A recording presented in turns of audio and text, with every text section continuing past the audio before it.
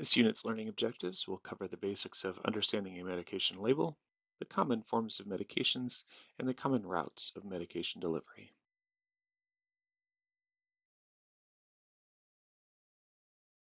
Let's begin by closely looking at medication labels. Every label contains critical information that guides safe administration. You'll see the drug name, which may be brand or generic, the dosage strength, the intended route, how often it should be given, and the expiration date of the medication. Refills are common, especially for outpatient medications, not so much for inpatient medications. And then the patient the medication is for is especially necessary for outpatient medications. As nurses, we must be fluent in label interpretation to protect our patients and comply with any institutional protocols.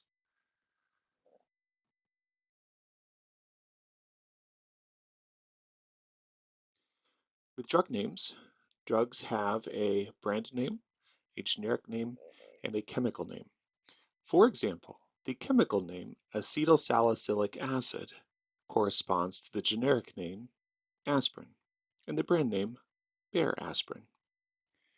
The second entry, the 6-methoxy-2,1-H benzimidazole, is omeprazole, and the brand name is Prilosec. And you can see the third item, the chemical name. The generic name is acetaminophen, and the brand name is Tylenol. Generally speaking, in nursing, we only discuss the generic and brand names, but it's important to understand that the chemical name also exists. For some medications, patients and the medical community may refer to a medication largely by its generic name or brand name, and those are very medication specific. In nursing school, we will concentrate on generic names, that is what the NCLEX will test on, but it is good to be aware of very common brand names.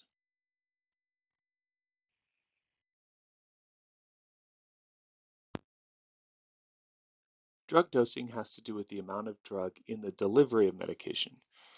A 200 milligram tablet of ibuprofen does not weigh 200 milligrams. Rather, there are 200 milligrams of the actual drug in the tablet.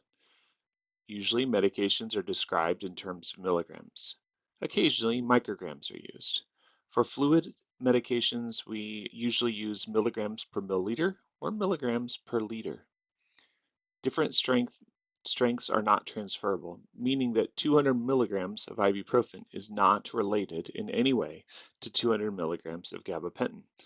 The strength of action of a medication has more to do with its bioavailability, its affinity for the action site, and numerous other factors.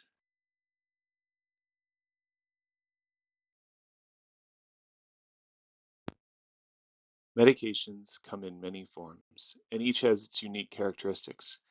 Tablets and capsules are common for oral administration, while enteric-coated pills are designed to dissolve in the intestines, not the stomach. Injectable forms include IV, subcutaneous, and intramuscular routes.